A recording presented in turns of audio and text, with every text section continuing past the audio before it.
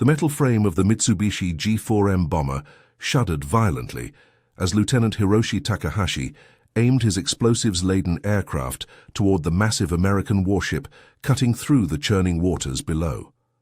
It was May 25, 1945, and the deafening roar of anti-aircraft fire punctuated the humid air over the East China Sea. Through a cascade of black smoke and blinding flak, Takahashi could make out the unmistakable silhouette of the USS Resilience, an American destroyer that had been raining death upon Japanese positions for weeks. His hands, slick with sweat inside worn leather gloves, gripped the control column with grim determination as he initiated his final descent. "For the Emperor," he whispered, though his heart wasn't in the words. At 23 years old, Lieutenant Takahashi was about to join the nearly 4,000 of his fellow pilots who had already perished in what the Imperial Japanese Command called Tokubetsu Kogekitai, the Special Attack Units, but what American sailors had come to know with dread as the Kamikaze. But fate had other plans. As Takahashi pushed his bomber into its terminal dive, a massive explosion rocked his port wing. A lucky shot from the American gunners had struck his left fuel tank. The aircraft lurched sickeningly to one side, black smoke pouring from the shattered engine. Fighting the controls with all his strength, Takahashi watched helplessly as his burning plane veered sharply away from its target, missing the USS Resilience by more than 600 yards before plunging into the sea. No one in the 12th Naval Air Fleet knew that one man's failed mission that morning would rewrite battlefield history and save hundreds of lives on both sides of the Pacific War. Lieutenant Hiroshi Takahashi was born in 1922 in the small coastal town of Minamata in Kumamoto Prefecture. His father was a fisherman who struggled to feed his family during the harsh economic climate of 1930s Japan. From an early age, young Hiroshi displayed exceptional intelligence and a curious mind that set him apart from his peers. His elementary school teacher, recognizing his potential, helped secure him a scholarship to a prestigious middle school in Kumamoto City. "My father always told me that a man must serve something greater than himself," Takahashi would later recall in a letter to his sister. "In our house, that meant family first, then community, then country. Never did I imagine that these values would one day be twisted into something so dark." His aptitude for mathematics and science made Hiroshi a natural candidate for the Imperial Japanese Navy's pilot training program. In 1940, at the age of 18, he volunteered for service, motivated both by patriotic fervor and the opportunity to lift his family from poverty. The military offered stability and respect in a country increasingly dominated by militarist ideology. Pilot training was brutal, with instructors often berating cadets for the slightest infractions. Takahashi endured the physical and psychological challenges, driven by determination and the knowledge that his success would bring honor to his family. His natural talent for flying soon became evident. He could feel the aircraft as an extension of himself, predicting and correcting for turbulence before his instruments could even register it. "There were 63 of us when training began," Takahashi wrote in his journal. "By the time we earned our wings, only 26 remained. The others had been dismissed, injured, or killed in training accidents." His first posting was with the 3rd Air Group in Taiwan, where he flew patrol missions in the Mitsubishi A6M-0, the nimble fighter that had helped secure early Japanese victories across the Pacific.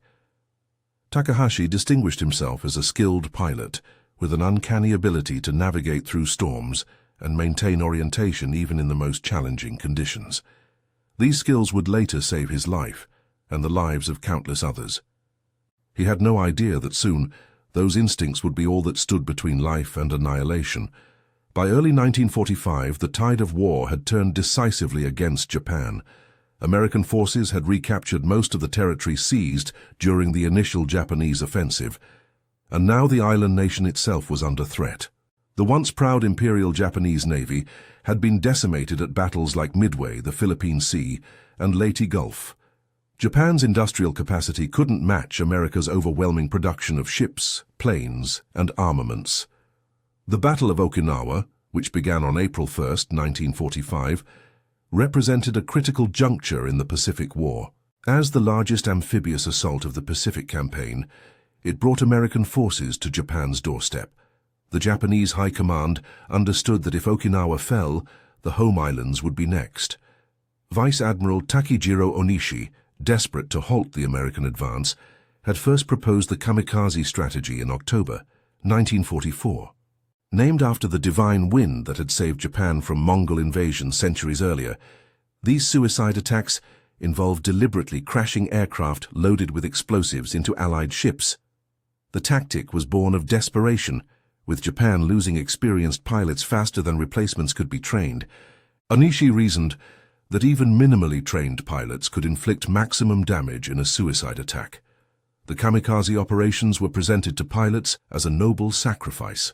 Special attack units were formed, their members often young men in their late teens or early 20s, with minimal flight training. They were told their deaths would protect their homeland and families from the American invaders. Before their final missions, they wrote farewell letters, received ceremonial cups of sake, and were given branches of cherry blossoms, symbols of a life beautiful but brief. By the spring of 1945, the ferocity of kamikaze attacks had reached its peak. During the Battle of Okinawa alone, kamikaze pilots sank 36 Allied ships and damaged hundreds more, killing nearly 5,000 Allied servicemen. The psychological impact on American sailors was profound. Unlike conventional attacks, there was no warning for a determined kamikaze. The sight of a Japanese aircraft deliberately turning toward a ship struck terror into even the most battle-hardened veterans. Hiroshi Takahashi had been assigned to the 12th Naval Air Fleet in April 1945. His experience and skill made him valuable as a trainer and escort pilot. But as Japan's situation grew increasingly desperate, even veteran pilots were being pressed into kamikaze service. The odds facing the Japanese forces were staggering. American carrier task forces now included dozens of ships, protected by overlapping fields of anti-aircraft fire and combat air patrols of Hellcat and Corsair fighters. For every 5 kamikaze aircraft that took off, typically only one would reach its target. The others were shot down by enemy fighters or anti-aircraft fire, crashed due to mechanical failure, or missed their targets entirely. As the American fleet closed in on Okinawa, tension across the Japanese naval and air bases reached a breaking point. Orders became increasingly frantic and contradictory as command structures began to collapse under the pressure of imminent defeat. For Lieutenant Takahashi, the end of his conventional war came on May 20th, 1945. On that overcast morning, Takahashi and 3 other pilots were summoned to the office of Commander Ichiro Nakamura. The room fell silent as they entered, noting the ceremonial sake cups arranged on the commander's desk. "The time has come for the ultimate sacrifice," Commander Nakamura announced solemnly. "Each of you has been selected for a special attack mission against the American fleet off Okinawa. Your target will be the USS Resilience, a destroyer that has been particularly effective against our forces." Takahashi felt his stomach tighten. Though he had known this moment might come, facing it directly sent a chill through his body. He had seen too many of his comrades depart on these missions, never to return. One of the younger pilots, barely 19, stepped forward with rehearsed enthusiasm. "It is an honor to die for the Emperor and Japan," he declared, his voice cracking slightly. Commander Nakamura nodded approvingly, but Takahashi noticed the man's eyes, hollow and haunted. The commander had sent dozens of young men to their deaths in recent months, and the weight of those decisions was etched on his face. Later that night, Takahashi sat alone in his quarters, contemplating the photograph of his family. His youngest sister had just turned 16. Would she even remember him? He began writing his farewell letter, struggling to find words that would comfort his parents while fulfilling the expected patriotic sentiments. "I go willingly to protect our sacred homeland," he wrote, though doubt gnawed at him. Would his death actually make any difference in a war that was already lost? Across the airfield, mechanics were preparing his G4M bomber for its final mission. Extra fuel tanks had been removed to make room for additional explosives. The aircraft would carry just enough fuel for a one-way journey. The night before the mission, Takahashi could not sleep. He walked to the edge of the airfield, gazing up at stars partially obscured by passing clouds. In the distance, he could see the faint flashes of bombardment around Okinawa, American ships pounding Japanese positions, in preparation for the final assault. "What happens when we're gone?" whispered Petty Officer Matsuo, who had joined him in his midnight vigil. "When all the pilots are spent and all our planes are destroyed?" Takahashi had no answer. The official propaganda insisted that the mainland would be defended to the last person, but he had seen the American war machine firsthand. He knew what such a defense would mean: total annihilation. "We fly in the morning," was all he could say. Dawn on May 25th broke with ominous clouds gathering on the horizon. Takahashi and his fellow pilots performed the solemn ritual of writing their names on strips of white cloth, to be used for identification if their bodies were recovered. They were served a special meal, a luxury in a nation where food shortages had become severe, and then proceeded to the shrine that had been erected at the edge of the airfield. A Shinto priest offered prayers for their journey to the afterlife. Commander Nakamura presented each pilot with a short sword, symbolizing the samurai tradition they were said to be upholding. Takahashi accepted his with a bow, but the metal felt cold and foreign in his hands. "May the gods guide your aircraft to their targets," the commander intoned. The 4 pilots donned their flight suits and gathered for a final photograph. Takahashi noticed the trembling hands of the youngest pilot and placed a steadying hand on his shoulder. "Remember your training," he said quietly. "Focus on the approach. Everything else will follow." The ground crew had painted special inscriptions on the aircraft, prayers for success, and statements of defiance against the Americans. Takahashi climbed into his bomber, settling into the familiar cockpit. His flight engineer, Seaman Yoshida, helped secure his harness. "It has been an honor, Lieutenant," Yoshida said, eyes downcast. "The honor has been mine," Takahashi replied, surprised at the steadiness in his voice. At precisely 0730, the 4 aircraft took off, climbing slowly into the morning sky. Their course would take them southeast toward Okinawa, where American naval forces were concentrated. They would approach from different vectors to maximize their chances of penetrating the defensive screen. As the coastline receded behind them, Takahashi felt a strange calm settle over him. The familiar vibrations of the aircraft, the smell of oil and metal, the vast expanse of ocean below. These sensations had been his companions for years. If this was to be his final flight, at least he would die doing what he loved. 2 hours into the flight, their formation was intercepted by American F-6F Hellcat fighters. 2 of the Kamikaze aircraft were immediately shot down, plummeting in flames into the sea below.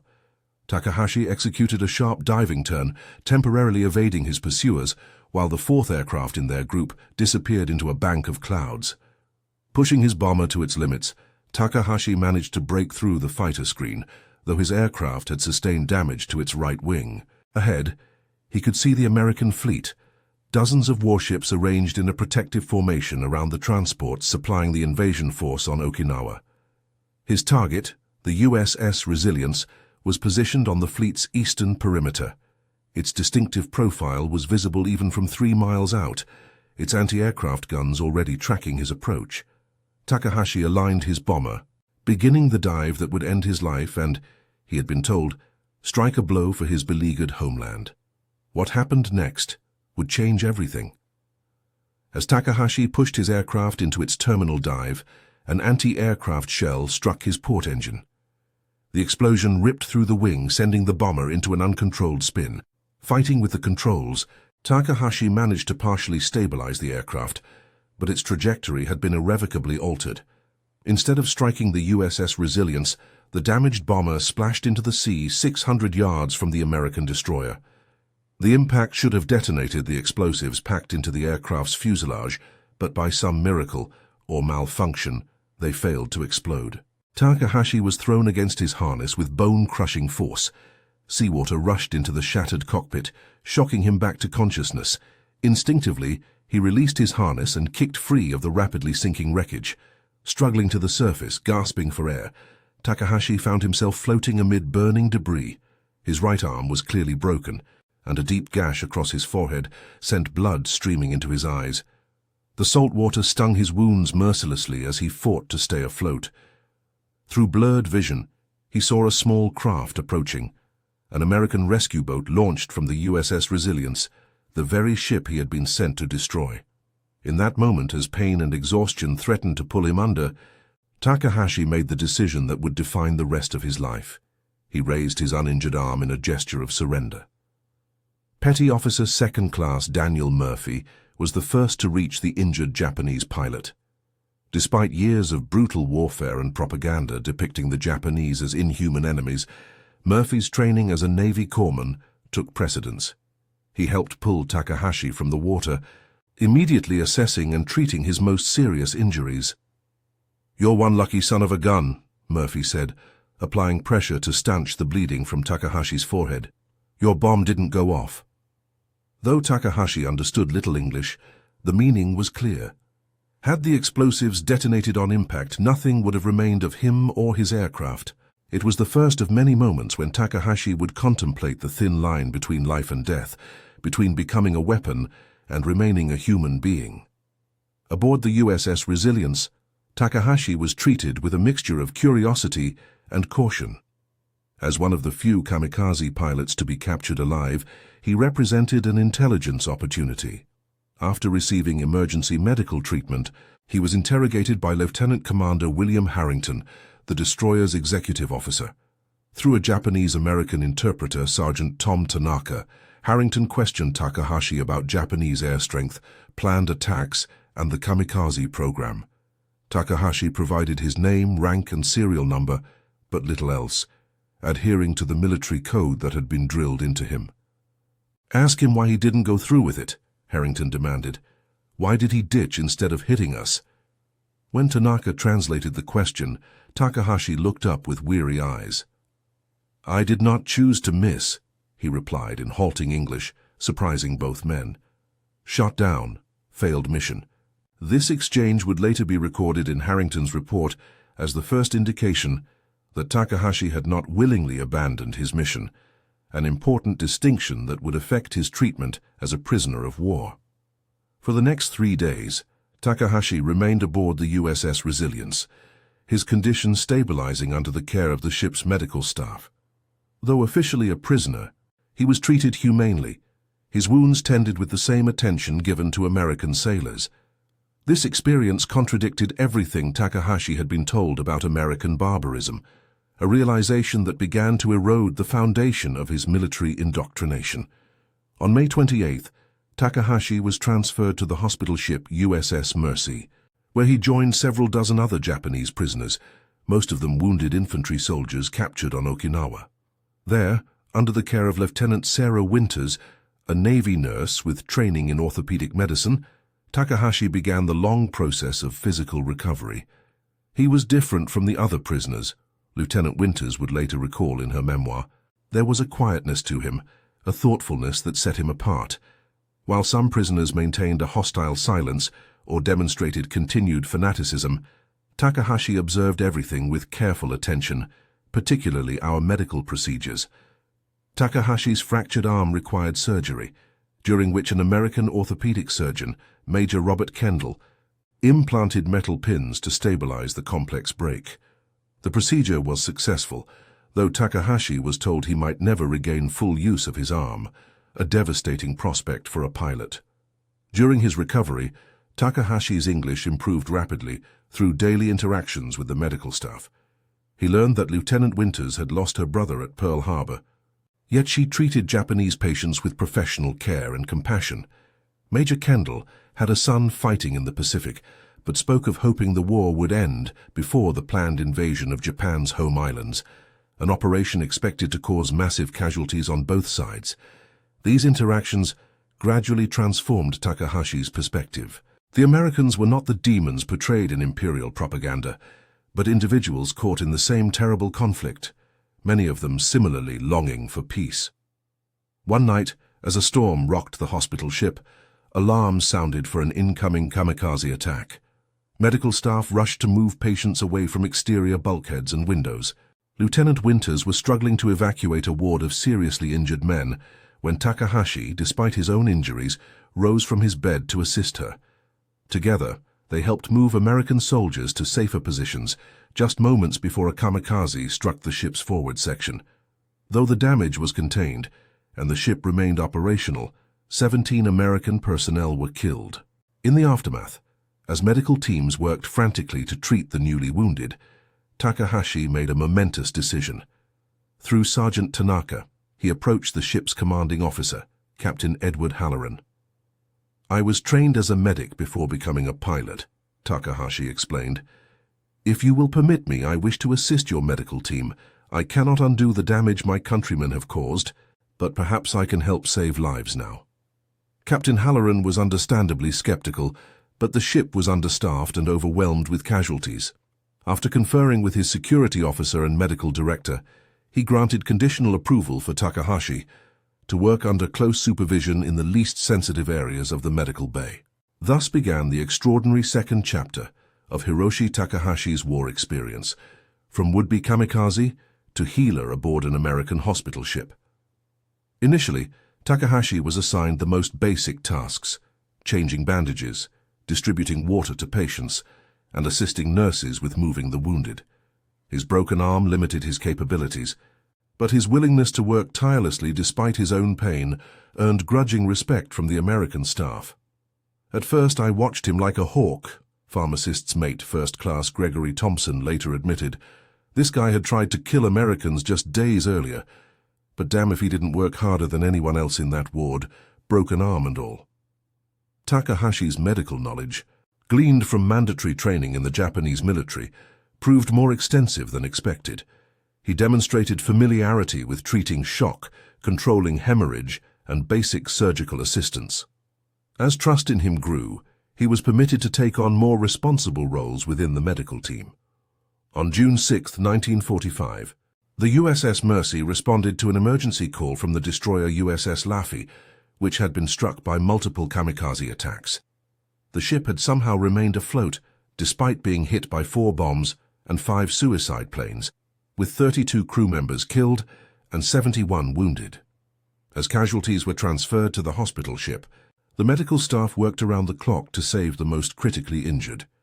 During this crisis, Takahashi worked alongside American corpsmen, helping to triage patients and assist with emergency procedures. In one critical moment, Takahashi recognized the symptoms of tension pneumothorax, a life-threatening condition where air trapped in the chest cavity prevents the lungs from expanding, in a young sailor named James Wilson. He alerted Major Kendall, who performed an emergency procedure that saved Wilson's life. "That Japanese pilot spotted something I missed in the chaos," Major Kendall acknowledged in his medical report. "If he hadn't spoken up when he did, we would have lost Wilson for certain." Word of Takahashi's actions spread throughout the ship. While some remained suspicious or openly hostile, others began to see him in a new light, not as an enemy combatant but as a fellow human being caught in the machinery of war. Over the following weeks, as the Battle of Okinawa raged toward its bloody conclusion, Takahashi's role on the USS Mercy evolved. Captain Halloran, recognizing the unique opportunity presented by having a former kamikaze pilot on board, authorized Takahashi to brief American pilots and ship captains on kamikaze tactics and vulnerabilities. In sessions conducted under guard, Takahashi explained the psychological and practical aspects of kamikaze operations, the predictable approach vectors, the weaknesses in older Japanese aircraft converted for suicide missions, and most importantly, the minimal training many pilots received before being sent on their final missions. "Many cannot fly well," he told a group of skeptical naval officers. "They are given only enough training to take off and aim at a target. In bad weather or under attack, their inexperience becomes fatal, often before they can reach American ships." This intelligence proved valuable in developing countermeasures. American fighters began focusing on intercepting kamikaze aircraft farther from the fleet, where the inexperienced pilots were more vulnerable to tactical errors. Ships adjusted their defensive formations based on Takahashi's insights about preferred attack angles. Commander James Howard of Fighter Squadron VF-31 later credited these briefings with helping his pilots shoot down 11 kamikaze aircraft without losing a single American plane. "The Japanese pilot gave us the playbook," Howard reported.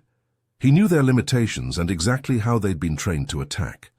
As June turned to July and American forces secured their grip on Okinawa, the tempo of kamikaze attacks diminished but did not cease. The USS Mercy remained stationed off the island, treating casualties and occasionally coming under threat itself, despite its clearly marked Red Cross emblems. During this period, Takahashi's medical responsibilities increased.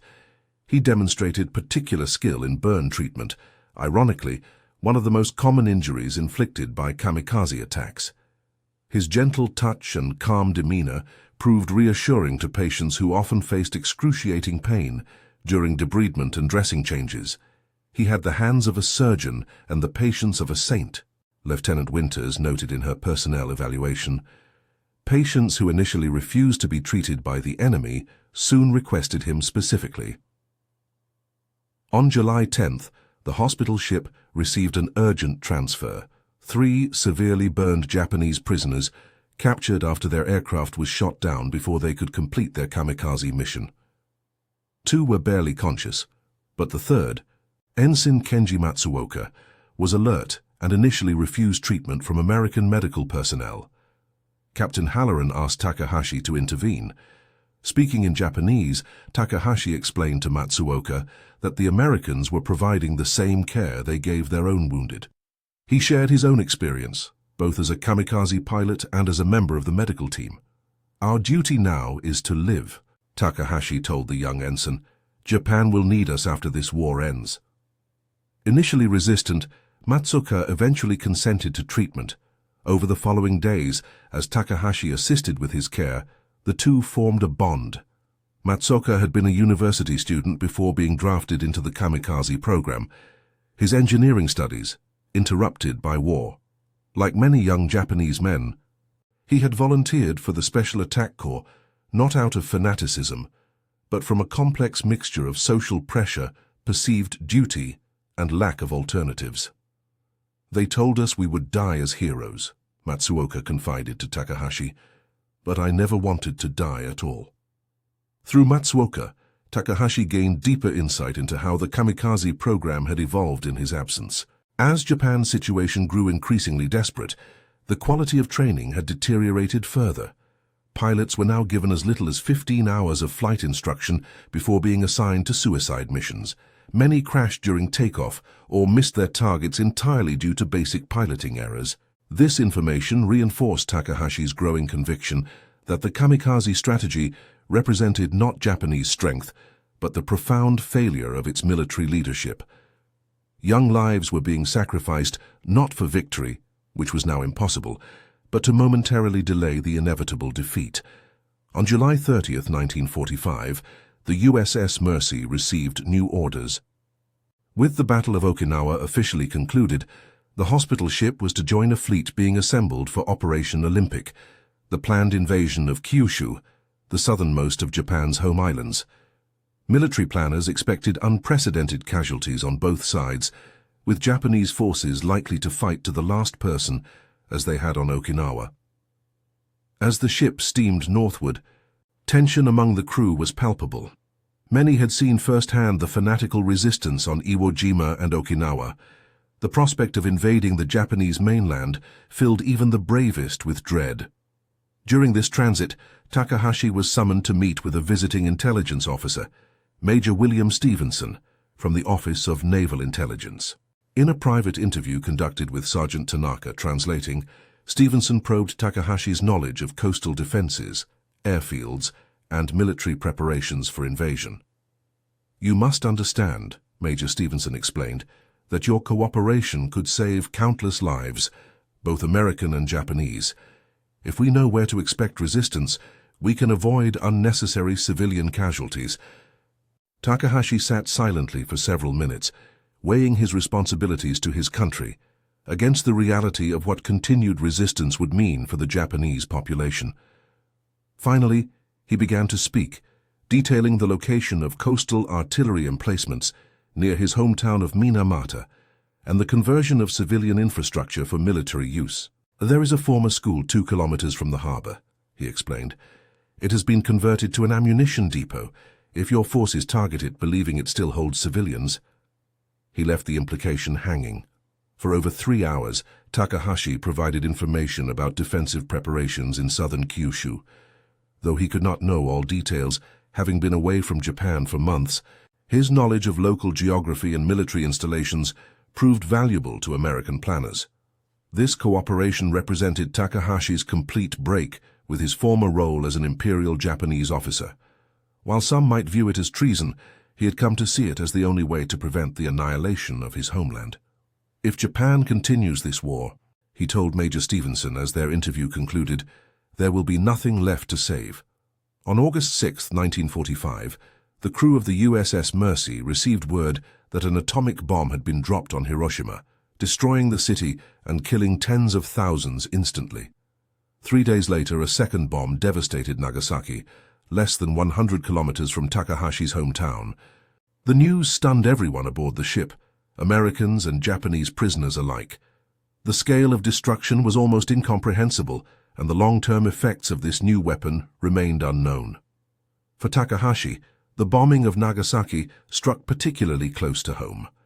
Though Minamata had been spared, many of his relatives lived in the broader region. He had no way of knowing if they had survived. In the somber atmosphere following these events, Captain Halloran made an unprecedented decision. He authorized Takahashi to broadcast a message to the remaining Japanese forces in the region, encouraging surrender to prevent further destruction. Speaking in Japanese from the communications room of the USS Mercy, Takahashi addressed his former comrades. I am Lieutenant Hiroshi Takahashi, formerly of the 12th Naval Air Fleet. I speak to you not as a prisoner, but as a fellow Japanese who loves our homeland. I have seen the compassion of our supposed enemies and the futility of continued resistance. Japan cannot win this war. Each day we fight only brings more death to our people. The Americans will treat honorable surrender with respect. Please lay down your arms so that together we can begin to rebuild Japan. The broadcast was transmitted repeatedly over the following days. While its direct impact cannot be measured precisely, intelligence reports indicated that several Japanese units in the area surrendered without resistance after hearing it. On August 15, 1945, Emperor Hirohito's surrender announcement was transmitted across Japan. Though framed in indirect language that avoided the word surrender, the message was clear. The war was over. Aboard the USS Mercy, the news was met with complex emotions. American personnel celebrated the end of the conflict and the cancellation of Operation Olympic, while Japanese prisoners faced the reality of defeat and an uncertain future. For Takahashi, the emperor's surrender broadcast brought both relief and apprehension. The killing had stopped, but Japan now faced occupation by foreign powers and a long road to recovery. His own status remained ambiguous. Was he a prisoner of war, a collaborator, or something else entirely? In the immediate aftermath of the surrender, Takahashi continued his medical duties aboard the USS Mercy as the ship participated in the initial occupation of Japan. His knowledge of local customs and language proved invaluable as American forces established field hospitals in devastated areas. In October 1945, as American occupation policies formalized, Takahashi was granted special status as a civilian medical auxiliary attached to the U.S. Naval Medical Corps. This unprecedented arrangement recognized his contributions and allowed him to serve as a bridge between occupation authorities and the Japanese medical system, which had been severely depleted by the war. Stationed in Sasebo, near his home region, Takahashi helped coordinate relief efforts for the thousands suffering from malnutrition, disease, and injuries in southern Japan. His familiarity with both American medical procedures and Japanese traditional practices enabled him to adapt treatment protocols to local conditions and available resources. During this period, Takahashi was finally able to locate his family. His parents had survived, though their fishing boat and livelihood had been destroyed. His sister had contracted tuberculosis due to wartime deprivations. 2 of his brothers had died in the fighting, one at Leyte Gulf and one defending Okinawa. Using his position with the occupation authorities, Takahashi secured medical treatment for his sister at an American military hospital where she eventually recovered. He arranged for food supplies to reach his parents' village during the severe shortages of the immediate post-war period. These personal experiences reinforced Takahashi's commitment to healing the wounds of war, both physical and psychological. He began to see his unique journey from kamikaze to healer not as a quirk of fate, but as a profound opportunity to contribute to Japan's reconstruction. In January 1946, Takahashi was approached by Lieutenant Commander James Peterson of the U.S. Naval Medical Research Unit. Peterson was studying the psychological aspects of the kamikaze program, seeking to understand how ordinary young men had been convinced to undertake suicide missions. The Western mind struggles to comprehend the kamikaze phenomenon, Peterson explained. If we're to prevent such tactics in future conflicts, we need to understand the cultural and psychological factors that made them possible.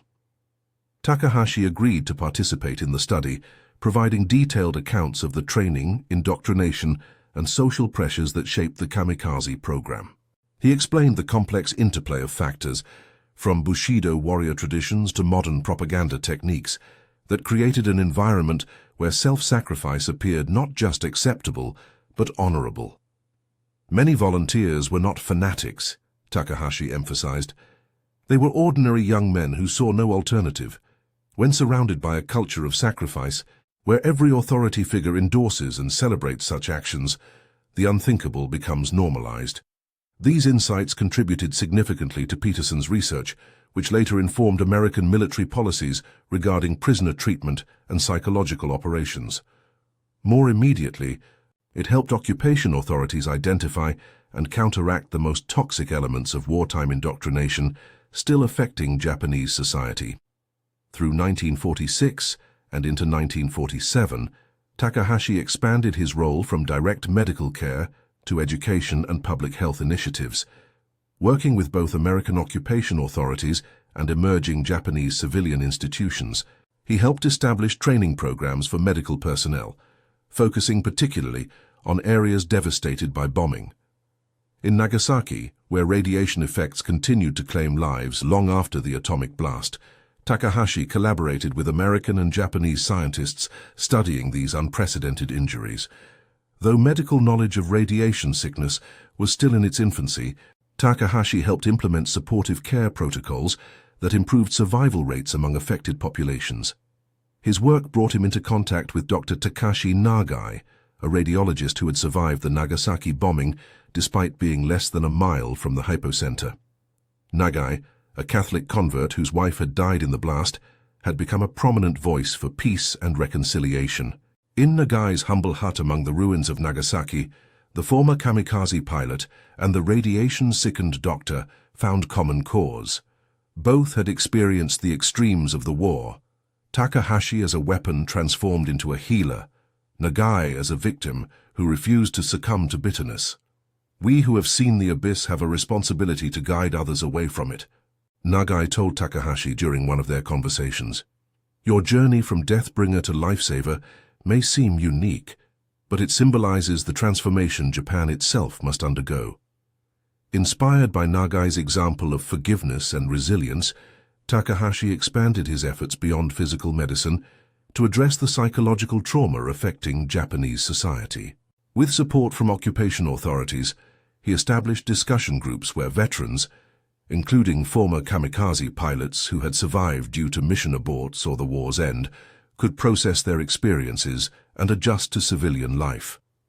Many of these men struggled with profound guilt, both for actions taken during the war and for surviving when so many comrades had died.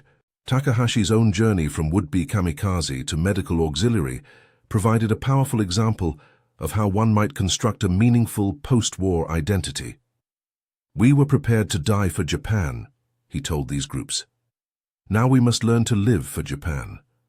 This requires as much courage as any suicide mission, perhaps more. By 1948, as occupation policies shifted toward rebuilding Japan as a democratic ally in the emerging Cold War, Takahashi's status evolved again. With American sponsorship, he entered a formal medical training program at Kyushu University, one of the few medical schools whose facilities had survived the war relatively intact. Despite being older than most students and carrying the stigma of his collaboration with occupation authorities, Takahashi excelled in his studies. His practical experience aboard the USS Mercy provided a foundation that many of his professors, who had been isolated from Western medical advances during the war years, found surprisingly current. During his medical training, Takahashi maintained connections with the American personnel who had shaped his journey. Lieutenant Sarah Winters, now discharged from the Navy and working as a nurse in San Francisco, corresponded regularly with her former patient-turned-colleague. Major Robert Kendall, the surgeon who had repaired Takahashi's arm, sent recent American medical journals and occasionally surgical instruments that remained scarce in post-war Japan. Most significantly, pharmacist's mate Gregory Thompson, who had initially viewed Takahashi with suspicion aboard the USS Mercy, traveled to Japan in 1949 as part of a medical aid mission.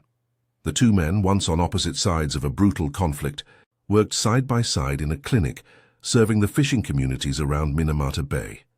If anyone had told me in 1945 that I'd be working alongside a kamikaze pilot in Japan, I'd have said they were crazy, Thompson later wrote to his family. But Hiroshi is the best man I know, better than most Americans I've met. Makes you think about what this war was really about, and what we're all capable of when we see each other as human beings. In 1952, as the San Francisco Peace Treaty formally ended the Allied occupation, Takahashi completed his medical education and established a practice in his hometown of Minamata. There, he would soon face a different kind of battle, one against an invisible enemy that would test his medical skills and moral courage in ways that even war had not. Beginning in the early 1950s, residents of the fishing communities around Minamata Bay began suffering from a mysterious neurological disease. Symptoms included numbness in the extremities, difficulty walking, slurred speech, and in severe cases, convulsions, paralysis, and death. The victims were primarily fishermen and their families. Dr. Takahashi was among the first local physicians to recognize that these cases represented a cluster rather than isolated incidents. Drawing on his American medical training, he began systematically documenting symptoms and investigating potential causes. By 1956, his research had led to an uncomfortable conclusion. The symptoms corresponded to mercury poisoning, and the likely source was industrial wastewater from the Chiso Corporation's chemical factory, the economic backbone of the region and employer of many of Takahashi's patients. This discovery placed Takahashi in a difficult position. Challenging Chiso meant confronting the most powerful entity in the region during Japan's critical period of post-war industrial rebuilding. Many local officials and even medical colleagues were reluctant to pursue the connection, fearing economic repercussions. Drawing on the moral courage he had developed through his extraordinary wartime experiences, Takahashi chose to advocate for his patients. He presented his findings to local and national health authorities, collaborated with researchers from Kumamoto University who were conducting their own investigations, and treated affected families without charge when many lost their livelihoods. During the war, I was prepared to die for a cause I later recognized as misguided, Takahashi wrote in his medical journal. Now I find myself fighting for these fishing families against an enemy as implacable as any warship, corporate indifference cloaked in economic necessity. This battle, at least, I know, is just. The struggle for recognition and compensation for Minamata disease victims would continue for decades, eventually becoming one of Japan's most significant environmental and human rights issues. Throughout this period, Takahashi remained a steadfast advocate for patients, many of whom faced discrimination and victim blaming in addition to their physical suffering. In 1965, 20 years after his failed kamikaze mission, Takahashi received an unexpected letter from the United States. Captain Edward Halloran, now retired from the Navy, was organizing a reunion of USS Mercy personnel and invited Takahashi to attend as an honored guest. With support from American veterans groups who covered his travel expenses, Takahashi journeyed to San Francisco, his first time leaving Japan since the war. The reunion brought together dozens of former crew members, many of whom had worked alongside the Japanese pilot-turned-healer during those crucial months in 1945. At a formal dinner on the final evening, Captain Halloran presented Takahashi with a plaque commemorating his service aboard the USS Mercy. The inscription read, "To Dr. Hiroshi Takahashi, whose journey from enemy to healer exemplifies the highest ideals of humanity. Through his courage and compassion, countless lives were saved, and a bridge of understanding was built between former foes." When called upon to speak, Takahashi stood slowly, surveying the room filled with men and women who had once been his enemies. 20 years ago, I climbed into an aircraft intending to destroy American lives, he began, his English now fluent, though still accented. A twist of fate, or perhaps divine intervention, prevented me from completing that mission. Instead, I found myself among you, learning that those I had been taught to hate were capable of extraordinary kindness and humanity. He paused, eyes moving across the familiar faces, now aged but still recognizable. You did not just save my life, he continued. You helped me save my soul. You showed me a path from destruction to healing, from hatred to understanding. Everything I have accomplished since, every patient treated, every family counseled, every wrong confronted, builds upon the foundation you helped me create in the darkest days of war. Takahashi's speech received a standing ovation, but perhaps the most meaningful response came later that evening. James Wilson, the sailor whose life Takahashi had saved by identifying his tension pneumothorax, approached with his wife and teenage son. "Doc," Wilson said, voice thick with emotion, "I wanted you to meet my family. They wouldn't exist if not for you. My boy here wants to be a doctor, says he wants to save lives like the man who saved his dad." This encounter epitomized the ripple effects of Takahashi's transformation, how one life diverted from a path of destruction had created waves of healing that continued to spread decades later. Upon returning to Japan, Takahashi found himself approached by journalists interested in his unique story. Though initially reluctant to draw attention away from the ongoing Minamata disease crisis, he recognized that his experiences offered powerful testimony about war, reconciliation, and moral courage.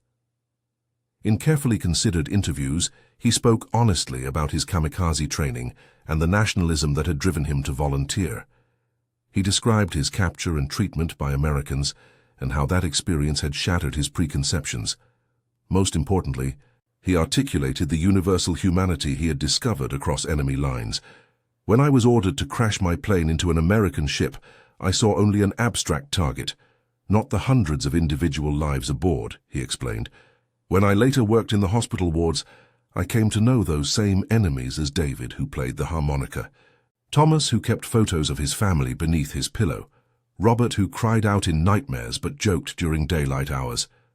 These reflections resonated in a Japan still processing its wartime experience and reconstructing its national identity. Particularly for younger generations with no direct memory of the conflict, Takahashi's journey offered a nuanced perspective that acknowledged Japan's militaristic past while pointing toward a more humanistic future. Through the 1970s and 80s, as Japan emerged as an economic powerhouse while struggling with the legacy of war, Takahashi continued his dual work as physician and witness. He treated the continuing cases of Minamata disease, now officially recognized though still inadequately addressed. He spoke to student groups about his experiences, emphasizing personal responsibility in the face of nationalistic pressure. In 1985, on the 40th anniversary of the war's end, Takahashi was invited to participate in a reconciliation ceremony aboard the USS Missouri in Tokyo Bay, the very ship where Japanese representatives had signed the instrument of surrender 4 decades earlier. There he met with American and Japanese veterans, including several former kamikaze pilots who had survived when the war ended before their missions could be launched. One of these men, Takeo Yamashita, had been scheduled to fly on the very day Emperor Hirohito announced Japan's surrender. He approached Takahashi after the formal ceremony. "You were the one who missed," Yamashita said, referring to Takahashi's failed mission. "I was the one who never launched. Between us, we've lived nearly a century that was meant to be lost. What have you done with your borrowed time?" The question prompted Takahashi to reflect deeply on his life's path. "I have tried to save as many lives as I would have destroyed," he answered simply, "and to speak truth about what I have learned along the way." As Takahashi entered his 70s, he gradually reduced his medical practice, but expanded his educational outreach. He worked with the Nagasaki Peace Memorial Museum to develop exhibits explaining the Kamikaze program in historical context, neither glorifying nor entirely condemning the young men who participated. He collaborated with American and Japanese historians, documenting the Pacific War, offering his first-hand perspective on one of its most controversial aspects. In 1995, 50 years after his failed Kamikaze mission, Takahashi published his memoir, The Divine Wind That Changed Direction. The book detailed his journey from nationalist pilot to humanitarian physician, exploring the psychological and cultural factors that enabled the Kamikaze program, while offering a vision for international cooperation based on shared humanity. The memoir became unexpected required reading in several Japanese medical schools, not for its clinical content, but for its exploration of medical ethics and cross-cultural healing. Several American universities incorporated it into their courses on war history and reconciliation studies. In the book's final chapter, Takahashi reflected on the mathematical improbability of his survival and subsequent impact. By all rights, I should have died on May 25, 1945. The fact that I lived, that I was able to treat thousands of patients, advocate for environmental justice in Minamata, and share my story with future generations, represents both an extraordinary personal fortune and a profound responsibility. For those of us granted lives that should have been lost, there is only one appropriate response: to use each day as a gift in service to others. Dr. Hiroshi Takahashi continued practicing medicine and sharing his testimony until his death in 2005, at the age of 83. His funeral in Minamata was attended by hundreds of local residents, environmental activists, and former patients.